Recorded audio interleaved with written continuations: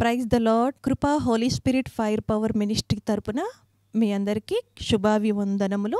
దైవజనుడు గాడ్సన్ గారు దైవ సందేశమును అందించు ఉండగా మీరందరూ విని ఎంతగానో బలపడాలని, ఆత్మీయ మేలులు ఆశీర్వాదాలు పొందుకోవాలని మన ప్రభువుడైన రక్షకుడైన యేసుక్రీస్తు వారి పేరట మేము ప్రార్థిస్తూ ఉన్నాము.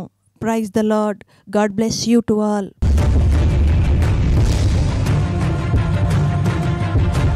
Praise Lord. దేవునికి స్తోత్రం కలుగునుగాక. దేవుడి నామానికి మహిమ కలుగునుగా. ఈరోజు దేవుడు ఈ గుడ్ ఫ్రైడే శుభ సందేశంలోని ఒక భాగాన్ని మీ ఎదుట పెట్టాలని ప్రభు పరిశుద్ధాత్మ దేవుడు మనతో మాట్లాడుతున్నాడు. ఏంటి అంటే ఆ సిలువ సందేశంలోని ప్రత్యేకతలలో ఒక ప్రత్యేకతను దేవుడు మన ఎదుట పెట్టాడు. దేవుని బిడ్డలారా, రైట్. ఏంటి అంటే గుడ్ ఫ్రైడే శుభ సందేశంలోని ఒక అద్భుతమైనటువంటి అంశం. గుడ్ ఫ్రైడే శుభ సందేశంలోని ఒక అద్భుతమైనటువంటి మాట, దీనత్వము యొక్క దీవెన. దీనత్వం యొక్క దీవెన. ఈరోజు వర్తమానం యొక్క హెడ్డింగ్ దీనత్వం యొక్క దీవెన.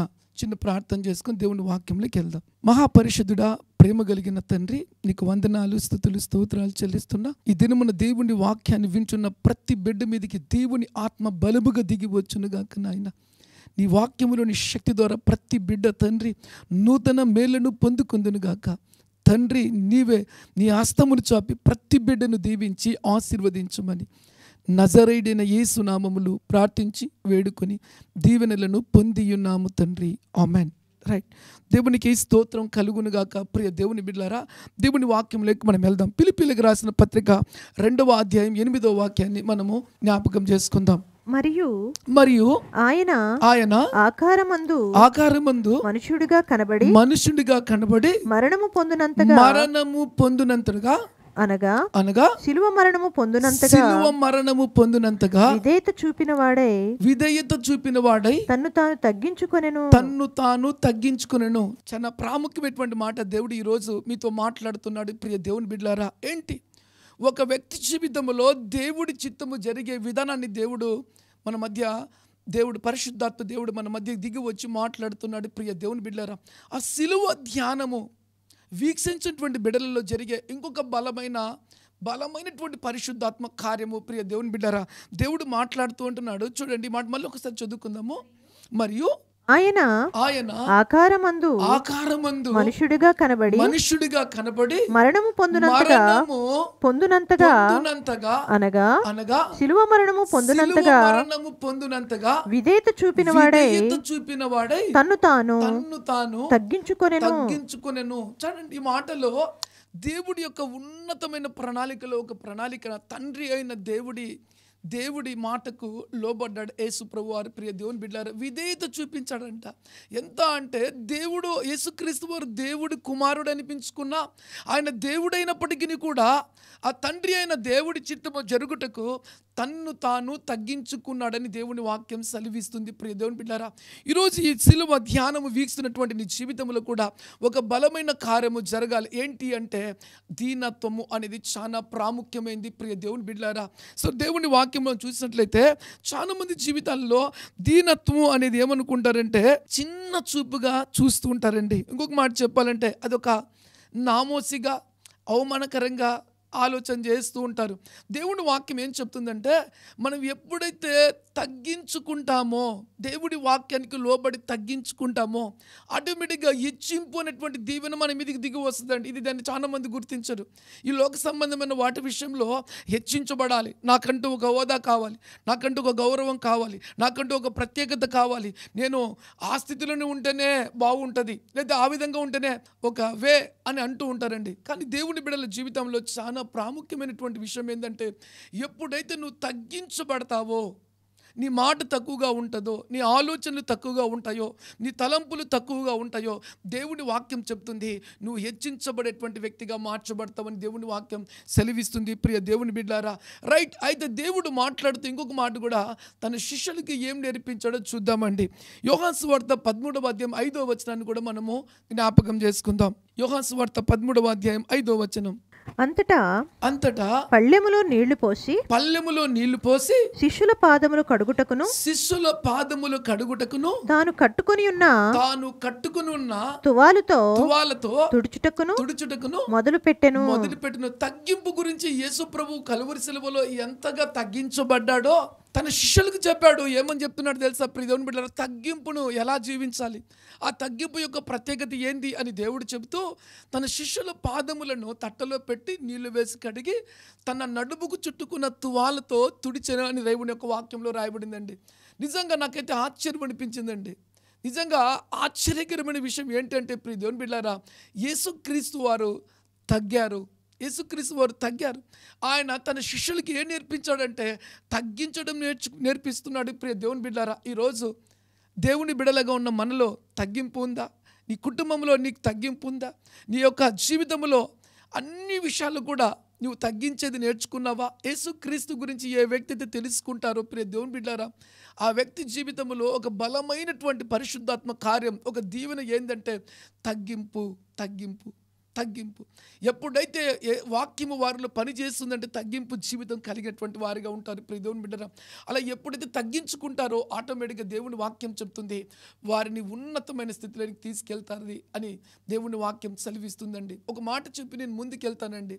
యేసుక్రీస్తు వారు తగ్గకుంటే ఆయన తగ్గింపు యొక్క గుణలక్షణం ఆయన జీవితంలో లేకపోతే కదా దేవుడి నామం మహిమపరచబడేది కాదు. ప్రియ దేవుని బిడ్డలారా, ఈరోజు వాక్యం వింటున్నావు కదా, నీ ద్వారా దేవుడి నామం మహిమపరచబడాలి, దేవుడి నామం గొప్పగా హెచ్చించబడాలి, దేవుడి నామం ఘనపరచబడాలి అంటే నీ జీవితంలో ఒక తగ్గింపు అనేటువంటి ఒక అద్భుతమైన గుణ లక్షణము కలిగి ఉంటే నువ్వు ధన్యురాలివి. దేవుని వాక్యములు మనం వెళ్దామండి. రోమియోలకు రాసిన పత్రిక 5వ అధ్యాయం 19వ వచనం మనం చదువుకుందాం. రోమియోలకు రాసిన పత్రిక 5:19.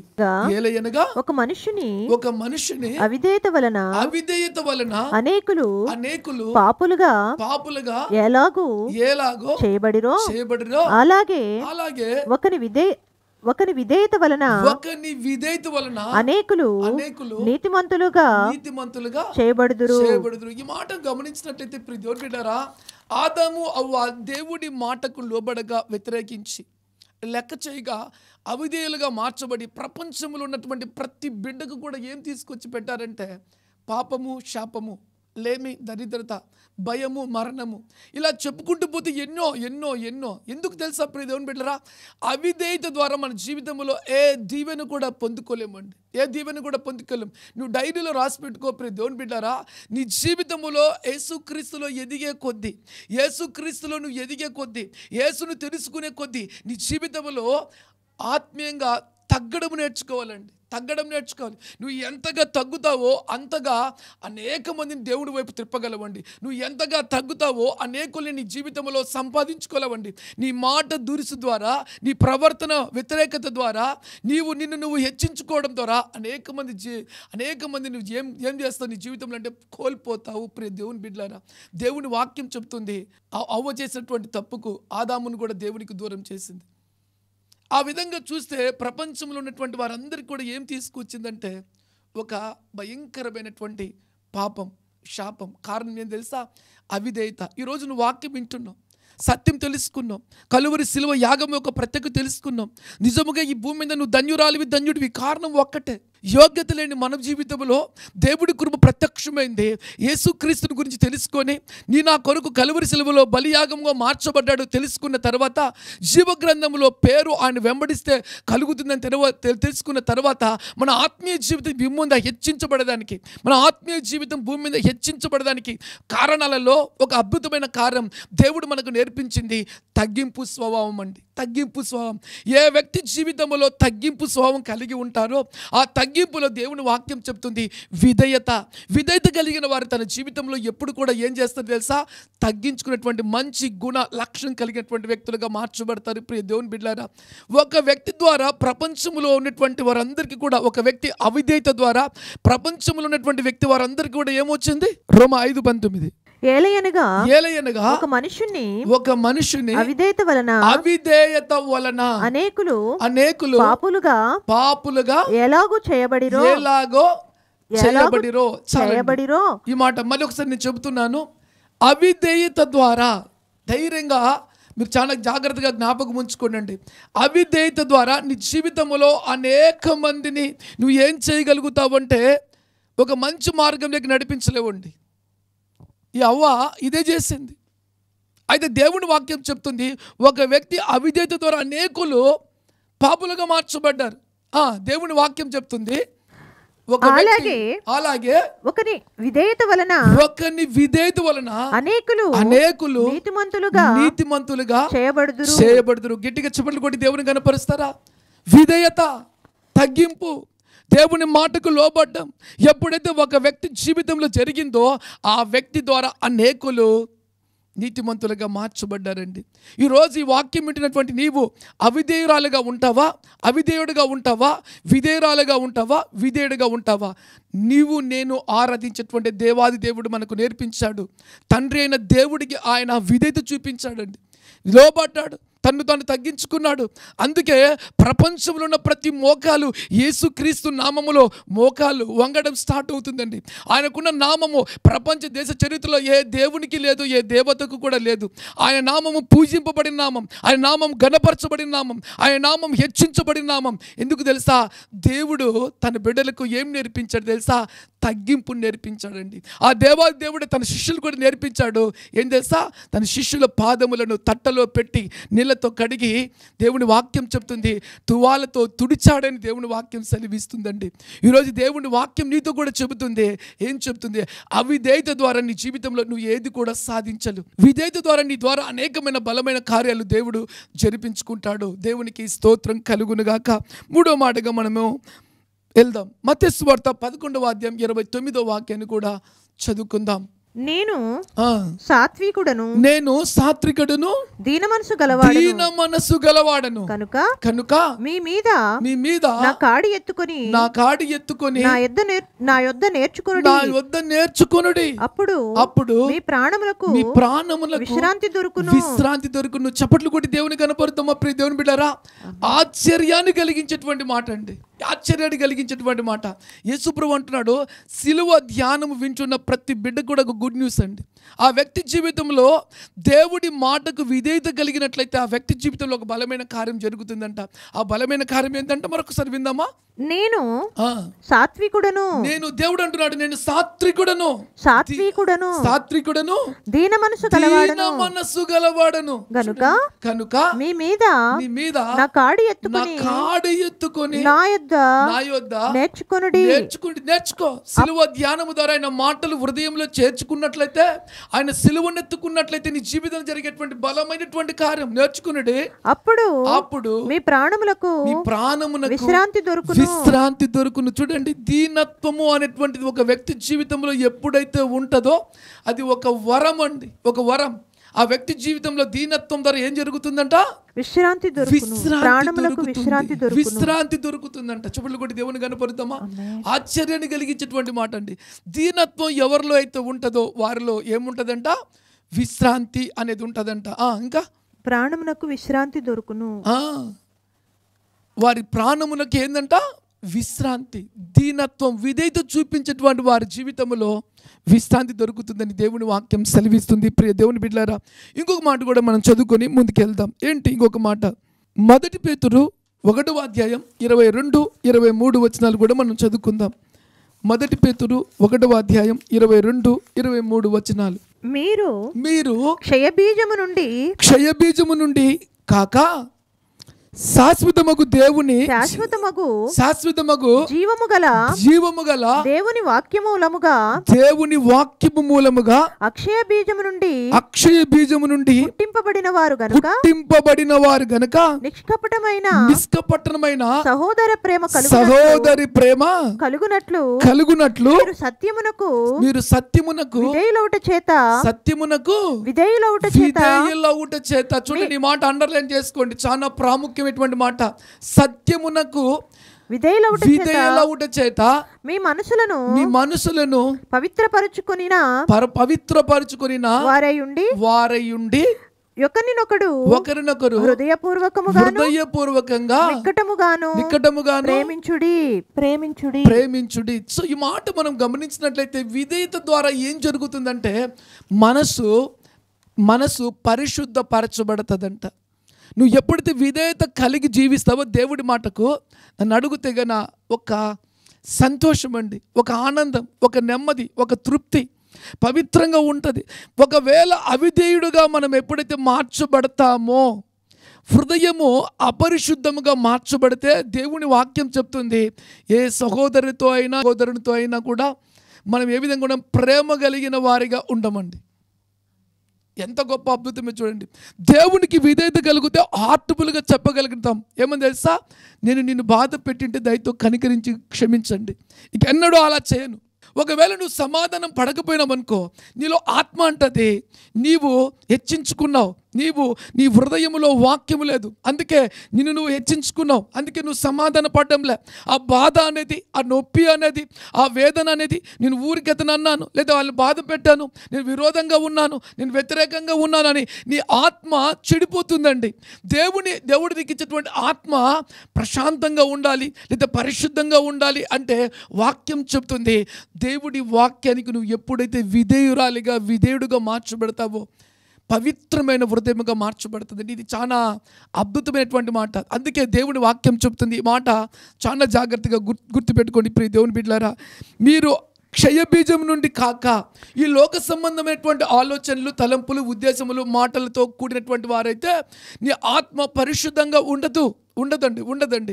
వారి మాటలకు చాలా మంది ఎక్కువ విధేయత చూపిస్తుంటారు, తద్వారా ఆత్మ పరిశుద్ధత ఉండదు. మనుషులైతే ఉంటాం, లోపల కుళ్ళు, కుతంత్రం, వ్యతిరేకత, బయట ఒకటి లోపల ఒకటి, ఆలోచనలు ఒకటి, తలంపులు ఒకటి, మాటలు మాత్రమే బయటకు వస్తాయి, కానీ హృదయం వేరు. కానీ వాక్యము ఒక వ్యక్తి జీవితంలో ఉంటే ఏం జరుగుతుందో చూద్దాం. చూడండి, మీరు క్షయబీజం నుండి కాక శాశ్వతమగు జీవము గల దేవుని వాక్యమూలముగా. చూడండి, శాశ్వతమగు ఒక వ్యక్తి యొక్క జీవిత కాలం అంతా మనశ్శాంతి కలగాలి, ఆత్మ పరిశుద్ధంగా ఉండాలి అంటే ఆ వ్యక్తి దేవుడికి భయపడేటువంటి వ్యక్తిగా ఉన్నట్లయితే వాక్యం ఆ వ్యక్తిలో బలంగా పనిచేస్తుందండి. అంటే చనిపోయినంత వరకు స్టామినా ఫుల్గా ఉంటుంది. అంటే ఈ వ్యక్తి ఇంత గొప్ప వ్యక్తి, లేదా ఇంత పరిశుద్ధుడు, లేదా ఇంత జాగ్రత్తగా మాట్లాడతారు, ఈ వ్యక్తి దూషించేటువంటి వ్యక్తి కాదు. స్టాండర్డ్ లైఫ్ చూడండి, శాశ్వతమగు జీవము గల దేవుని వాక్యము మూలముగా, శాశ్వతమగు దేవుని వాక్యము మూలంగా ఒక వ్యక్తి విధేయతను బట్టి పొందుకున్నటువంటి దీవెనండి. ఒక వ్యక్తి విధేయతను పొంది శాశ్వతమగు దేవుడి వాక్యం చెబుతుంది, ఆ వాక్యానికి నేను లోబడతానంటే ఆ వ్యక్తి జీవితంలో జరిగే ఒక బలమైనటువంటి గొప్ప కార్యం. అందుకే దేవుని వాక్యం చెబుతుంది చూడండి, శాశ్వతమగు జీవము గల దేవుని వాక్యము మూలంగా అక్షయ బీజము నుండి పుట్టింపబడిన వారు కనుక, అంటే బలమైన కార్యము జరిపించేటువంటి దేవుడి వాక్యము యొక్క శక్తిలో నుంచి పుట్టిన వారండి, మామూలు వాళ్ళు కాదండి. విధేయత కలిగిన వారు, మళ్ళీ చెప్తున్నా, అవిధేయులైతే వారు కొట్టుకుపోతారు, వారి పేరు ఉండదు, వారి ఆత్మ పరిశుద్ధంగా ఉండదు, వారి పేరు పెద్దగా ఉండదు, వారి ఆత్మ పరిశుద్ధంగా ఉండదు, వారి మాట తీరు కూడా కరెక్ట్గా ఉండదు అని దేవుని వాక్యం చెప్తుంది. అక్షయ బీజం నుండి పుట్టిన వారు గనుక నిష్కపటమైన సహోదరి ప్రేమ కలుగునట్లు. హల్లెలూయా, గ్రేట్ అయిన మాట అండి. ఏంటి అంటే ప్రతి బిడ్డను క్షమించే మనసు ఉంటుంది, ప్రతి బిడ్డ క్షేమము కోరుకునేటువంటి మనసు ఉంటుంది, ప్రతి బిడ్డ దీవించబడినటువంటి మనసు ఉంటుంది. అదే ఆత్మ శుద్ధి, ఆత్మ పరిశుద్ధత, ఆత్మ మంచిగా ఉన్నటువంటి ఒక కలిగిన వ్యక్తి మాత్రమే అందరి క్షేమములను, అందరి దీవెనలు పొందుకుంటారండి. ఆ వ్యక్తి ఎవరికి తెలుసా? దేవుడికి విధేయునటువంటి వ్యక్తి, దేవుడికి లోబడేటువంటి వ్యక్తి. ప్రియ దేవుని బిడ్డారా, చూడండి, దేవుని వాక్యం చెప్తుంది, గనుక నిష్కపటమైన సహోదర ప్రేమ కలుగునట్లు, నిష్కపటమైన సహోదర ప్రేమ కలుగునట్లు మీరు సత్యమునకు విధేయులవుట చేత, మీరు సత్యమునకు విధేయులవుట చేత, లోబడడం ద్వారా, విధేయత చూపించడం ద్వారా, చూడండి, లోబడడం ద్వారా, మళ్ళీ చెప్తున్నా, విధేయులు ఉంటారు, అవిధేయులు ఉంటారు. ఈరోజు దేవుని వాక్యం చెప్తుంది, నువ్వు దేవుడి వాక్యానికి విధేయురాలివా, నువ్వు దేవుని వాక్యానికి విధేయుడివా, అవిధేయురాలివా, అవిధేయుడివా? ఈరోజు వాక్యం వింటున్నప్పుడు నిన్ను పరీక్షించుకో. దేవుని నీ మీదనే ఉంది. వాక్యం ఎవరిలో అయితే ఉంటుందో వారి మీదకి దేవుని కృప బలముగా దిగి వస్తుంటుంది. వాళ్ళు ఎక్కడి పైన హెచ్చించబడుతూ ఉంటారు, వాళ్ళు ఎక్కడి పైన దీవించబడుతూ ఉంటారు, వారు ఎక్కడి పైన ఆశీర్వదించబడుతూ ఉంటారు. ప్రియ దేవుని బిడ్డరా, ఎందుకు తెలుసా? దేవుని వాక్యం వారిలో ఉంది కాబట్టి. దేవుని వాక్యం చెప్తుంది, విధేయులవుట చేత మీ మనసును పవిత్రపరచుకున్న వారై ఉండి. గట్టిగా చప్పట్లు కొట్టి దేవుని కనపరుస్తారా? విధేయులు ఎవరైతే దేవుడి వాక్యానికి అవుతారో వారి జీవితంలో దేవుడి వాక్యం చెప్తుంది, హృదయము ఎటువంటిదంటే మనసు పవిత్రపరుచుకున్న వారై ఉండి ఒకరినికొకరు హృదయపూర్వకంగా నిక్కటముగాను ప్రేమించుడి. హల్లెలూయా. ఈ యొక్క వరము అనేది ఆ వ్యక్తి విధేయత ద్వారా మాత్రమే కలుగుతుంది. ప్రియ దేవుని బిడ్డలారా, ఇంకొక మాట దేవుని వాక్యంలోకి మనం వెళ్ళి ముందుకు వెళ్దాం. ఏంటి ఆ మాట? యెషయా గ్రంథం 66:2 చదువుకుందాం ఒకసారి. యెషయా గ్రంథం 66:2. అవన్నీయు నా హస్తకృత్యములు అవి నా వలన కలిగినవని యెహోవా సెలవిచ్చుచున్నాడు. ఎవడు దీనుడై నలిగిన హృదయము గలవాడై. ఈ మాట చాలా జాగ్రత్తగా గమనించాలండి. ప్రపంచం అంతటా దేవుని దృష్టి సంచారం చేయుచు ఉన్నది. అయితే దేవుడు అంటున్నాడు, ఎవరు దీనుడై నలిగిన హృదయము గలవాడై నా మాట విని వణుకుచుండునో వానినే నేను దృష్టించుచున్నాను. చాలా అద్భుతమైన మాట. ఎవరైతే తగ్గింపు కలిగినటువంటి స్వభావం కలిగిన వారో, దీనత్వం కలిగిన వారో, విధేయత కలిగిన వారో, దేవుని వాక్యం చెప్తుంది వారి మీదంట దేవుడి కనుదృష్టి ఉంటుందండి. సత్యము తెలుసు. యేసుక్రీస్తు ప్రభువారు దేవుని తండ్రి అని దేవుడికి విధేయత కాబడ్డాడు, అందుకే హెచ్చించబడ్డాడు. ఆయన నామం పూజింపబడిన నామంగా మార్చబడింది. దేవుడు తన శిష్యులకు నేర్పించాడు, పాదాలు ఒక పల్లెములో పెట్టి పాదాలను కడగడం నేర్పించాడు. తగ్గింపు జీవితాన్ని దేవుడు మనకి ఇచ్చాడు. దేవుని వాక్యం సెలవిస్తుంది, నువ్వు ఎంతగా తగ్గించబడతావో అంతగా హెచ్చించబడతావని దేవుని వాక్యం సెలవిస్తుంది. ఎవరైతే దేవుడి వాక్యానికి విధేయులుగా మార్చబడతారో దేవుని వాక్యం చెప్తుంది వారి హృదయము పరిశుద్ధంగా ఉంటుంది, పరిశుద్ధంగా పవిత్రంగా మార్చబడుతుంది. ఇదే దేవుని వాక్యం చెప్తుంది. ప్రియ దేవుని బిడ్డలారా, ఈ మాట మరొకసారి చదువుకుందామా? అవన్నీయు నా హస్తకృత్యములు అవి నా వలన కలిగినవని యెహోవా సెలవిచ్చుచున్నాడు. ఎవడు దీనుడై నలిగిన హృదయము గలవాడై. దీనత్వము. దేవుని సన్నిధిలోకి వెళ్తున్నప్పుడు నీ ఆత్మీయ జీవితాన్ని సరి చేసుకుంటూ దేవుని పాదాలు పట్టుకునేటప్పుడు ప్రార్థన చేయాలి. ఏమని? ప్రభువా, నన్ను చూడయ్యా, నా ఆలోచనలు చూడయ్యా, నా తలంపులు చూడయ్యా. ఒకవేళ నీకు విరోధంగా నేనుంటే నన్ను క్షమించేసయ్యా, ప్లీజ్ డాడీ. నీకు విరోధంగా జీవిస్తే నా మీద ఉన్న దేవుని ఆత్మ విడిచిపోతుందయ్యా అని దేవుడి వాక్యం చెప్తుంది. ఆ వ్యక్తి ఎంతగా లోపల దేవుడికి స్థానం ఇచ్చాడు చూడండి. దేవుని వాక్యం సెలవిస్తుంది, ఎవడైతే దీనుడై నలిగిన హృదయము కలిగిన వాడై నా మాట విని వణుకుచుండునో. ఈ మాట చూడండి, నా మాట విని వణుకుచుండునో వానినే నేను దృష్టించుచున్నాను. చప్పట్లు కొట్టి దేవుని కనపరుస్తామా? విధేయత కలిగినటువంటి వ్యక్తి జీవితం ఎట్లుంటుందంటే, ప్రియ దేవుని బిడ్డలారా, దేవుడు ఆ వ్యక్తిని చూచి ఆ వ్యక్తిని గుర్తించి ఆ వ్యక్తి ద్వారా దేవుడి ఉన్నతమైన ప్రణాళికను పూర్తి చేస్తాడు. ప్రియ దేవుని బిడ్డలారా, ఈరోజు నువ్వు ఎక్కడుండైనా కూడా ఈ వాక్యం వింటూ ఉండొచ్చు. అయితే పరిశుద్ధాత్మ దేవుడు చెప్తున్నాడు, దీనత్వం కలిగిన వారు, దేవుడి వాక్యానికి చోటిచ్చే వాళ్ళు ఈ ప్రపంచంలో ఎప్పుడు ఓడిపోరండి. దేవుని శక్తి వారి మీదకి బలుబుగా దిగి వస్తుంది. దేవుడిని అంతరంగాన్ని, నీ మాటను, నీ తలంపులు, నీ ఊహలను సమస్తాన్ని చూస్తున్నాడు. దేవుడే నిన్ను దృష్టించున్నాడంటే ప్రియ దేవుని బిడ్డ, నువ్వు ఉన్నతమైన స్థితిలోకి దేవుడిని నడిపించబోతున్నాడు. ఆమెన్. హల్లెలూయా, హల్లెలూయా. ఇర్మియా గ్రంథము 5వ అధ్యాయం 22వ వచనాన్ని చదువుకుందాం. ఇర్మియా 5:22. సముద్రము దాటలేకుండానట్లును దాని తరంగములు ఎంత పొర్లినను అవి ప్రబలలేకయు ఎంత ఘోషించినను దాని దాటలేకయు ఉండునట్లును నిత్య నిర్ణయము చేత దానికి ఇసుకను సరిహద్దుగా నియమించిన నాకు మీరు భయపడరా? నా సన్నిధిని వణకరా? ఇదే యెహోవా వాక్కు. దేవుడు అంటున్నాడండి, విధేయత కలిగిన వారి విషయంలో దేవుడు మాట్లాడుతూ, సముద్రాన్ని కలగజేసిన వాడిని నేనే, దాన్ని అంతరంగంలో ఎంత ఘోషించినా కూడా దాటిపోకుండా ఇసుకతో కంచె వేసిన వాడిని నేనే. అయితే మీరు నాకు భయపడరా? నా సన్నిధిలో మీరు వణకరా? ఈరోజు గమనించు, ఈరోజు పరీక్షించుకో, ఈరోజు నీ స్థితి ఏ విధంగా ఉందో పరీక్షించుకో. దేవుడు నేను చూస్తున్నాడు. ప్రియ దేవుని బిడ్డలారా, నువ్వు ఎప్పుడైతే దేవునికి భయపడేటువంటి వ్యక్తిగా ఉంటావో, విధేయత చూపించేటువంటి వ్యక్తిగా ఉంటావో, ఈ భూమి మీద దేవుడి కృప నీ మీదకి దిగి వస్తే ఆపడం ఎవరి తరము కూడా కాదండి, ఎవరి తరము కూడా కాదు. దేవుడిని చూస్తున్నాడు ప్రియ దేవుని బిడ్డ. విధేయత లేక నాకు తెలిసి ఎంతోమంది దీవెనలు కోల్పోయారండి. విధేయత లేక లోబడక, లెక్క చేయక, దేవుడి మాట తెలిసి కూడా దాన్ని లెక్క చేయక ఎంతోమంది దేవుడి దీవెనలు కోల్పోయారు. ఈరోజు దేవుడు నీతో మాట్లాడుతున్నాడు ప్రియ దేవుని బిడ్డ. దేవుడి వాక్యానికి విధేయత కలిగి జీవించు. దేవుడు నిన్ను గొప్ప దీవెనలతో నింపబోతున్నాడు. కీర్తనలు 111వ కీర్తన 10వ వాక్యాన్ని చదువుకుందాం. యెహోవా యందలి